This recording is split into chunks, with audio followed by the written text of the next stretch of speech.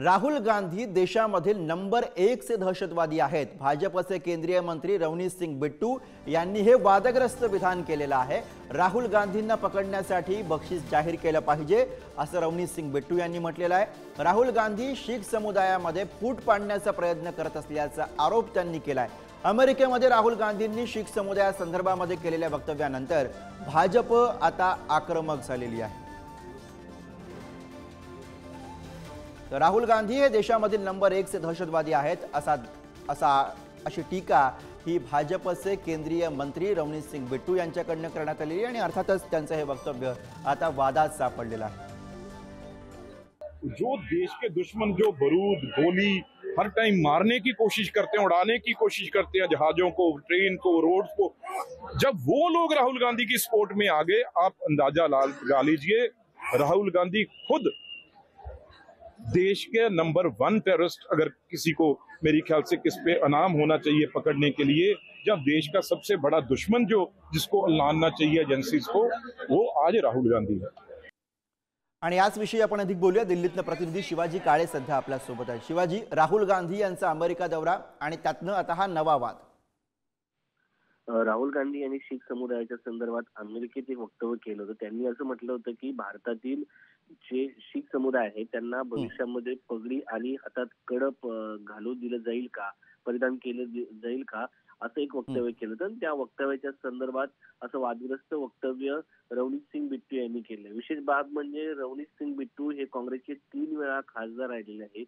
2007 ला राहुल गांधी यांच्याशी त्यांची बातचीत झाली, त्यांचे जवळचे म्हणून संबोधले जात होते।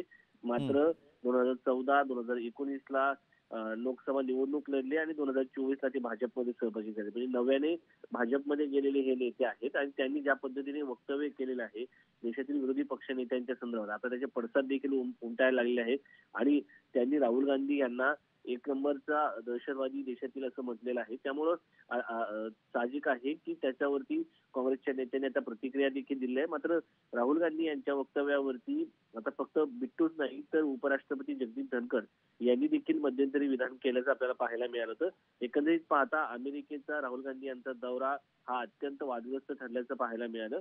मात्र राहुल गांधी यांनी केलेली वक्तव्य ही अर्धसत्य समजून मांडून भाजपच्या नेत्यांनी त्यांच्यावरती टीका केल्याचं आपल्याला पाहायला मिळालेलं आहे। दुसरीकडे जर पाहिलं तर आजचं हे जे वक्तव्य आहे त्यांनी भागलपूर मधील एका कार्यक्रमामध्ये शीख समुदायाशी संवाद साधताना केलं होतं। त्यांनी म्हटलं तर इथं उपस्थित असलेले शीख कोणत्याही पक्षाशी संबंधित नाहीये, तुमच्यातला कोणाला पगडी परिधान करण्यात, हातात कडा घालण्यात, गुरुद्वाऱ्यात जाताना जर अडचण आली तर मला सांगा, मी लगेच आत्ताच्या आत्ता भाजप सोडून देईल।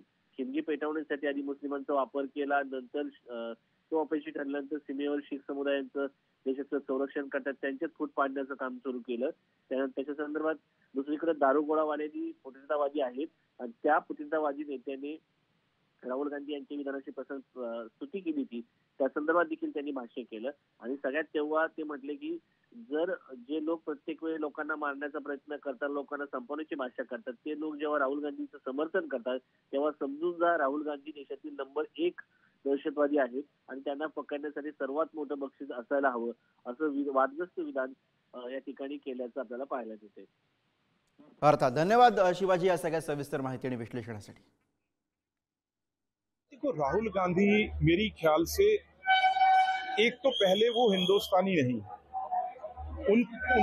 उनको ज्यादा टाइम उन्होंने क्योंकि दुनिया के बाहर बिताया है, उनके दोस्त वहां पे हैं, उनकी फैमिली वहां पे है, इस करके मेरी ख्याल से कहीं ना कहीं उनको अपने देश के साथ ज्यादा प्यार नहीं है, क्योंकि बाहर जाके हर चीज उल्टा पुल्टा बोलना